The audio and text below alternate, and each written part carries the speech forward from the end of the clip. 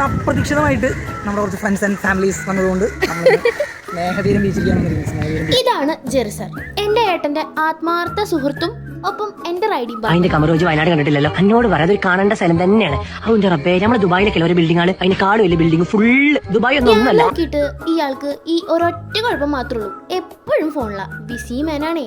പക്ഷെ എന്താണ് ഒരു സൈഡ് വലിവ്? മുതലാളി വിളിച്ച് വലിച്ചിട്ടല്ലേ? നീ പിടിച്ച് തള്ളല്ലേ? ഓഹോ, അപ്പൊ ഇവനായിരുന്നല്ലേ ഡ്രൈവർ? അവന് വിശക്കണുണ്ടാവും മുതലാളി, പാവം, പറയാനറിയാൻ പാടില്ലല്ല. പിള്ളേരെന്തെങ്കിലും ആഗ്രഹം പറഞ്ഞാൽ സാധിച്ചു കൊടുക്കുന്ന ചെറുച്ചേട്ടൻ തന്നെ എന്റെ അടുത്ത് പറഞ്ഞേക്കണേ. ചോദിച്ചോക്കി ഞാൻ അങ്ങനെ കനത്തിലുള്ള ആഗ്രഹങ്ങളൊന്നും ചോദിച്ചില്ലല്ലോ, തിന്നാനല്ലേ ചോദിച്ചുള്ളൂ. അതിനാണ് ഈ കുറ്റം പറയണത്. ഇത് റോൾ നമ്പർ 1 and 2. ഇവർ കുരുത്തക്കേട് അൺലിമിറ്റഡ് ആണ്.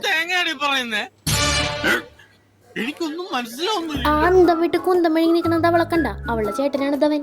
1 ഡസൻ പിള്ളേരായിട്ടാണ് ഞങ്ങൾ ബീച്ച് കാണാൻ വന്നത്. ഇതിന്റെ പാർട്ട് 2 നിങ്ങൾ മിസ്സാക്കണ്ട. അപ്പൊ കാണാം.